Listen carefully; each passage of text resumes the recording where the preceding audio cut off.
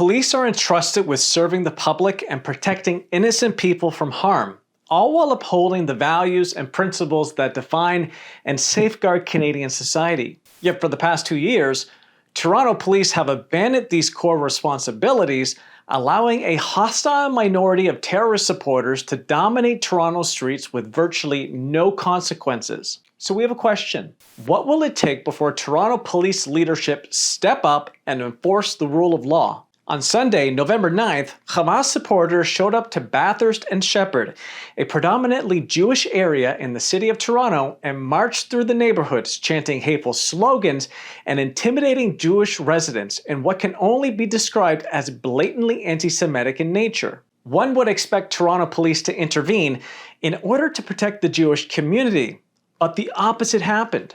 When protesters walked up to Toronto police, they openly ignored instruction, and Toronto police did absolutely nothing to stop them, allowing them to continue spewing their hateful rhetoric without consequence. 1 week later, the same hateful agitators returned, and this time Toronto police escorted them through Jewish neighborhoods, legitimizing their intimidation campaign. They even marched past a synagogue, which is a clear violation of bubble zone laws, with no enforcement or action from Toronto police, who instead laid down a red carpet for them with personal protection services. And to cap the week off, while pro-Palestinian activists were at City Hall, a Canadian patriot proudly played the Canadian national anthem.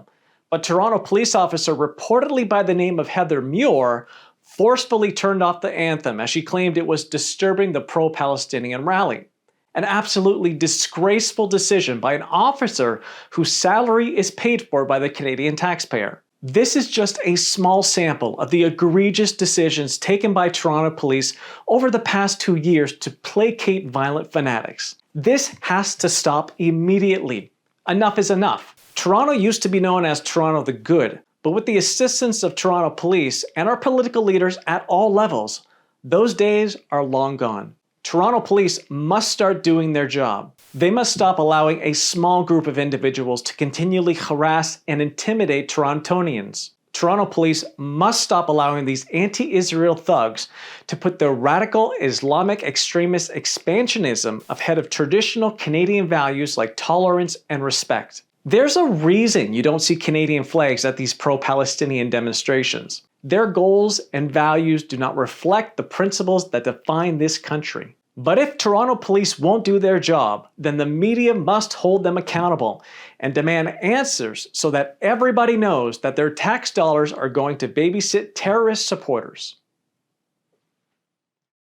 Fleeing of its population that have no plans of return since the creation of this fake state in 1948.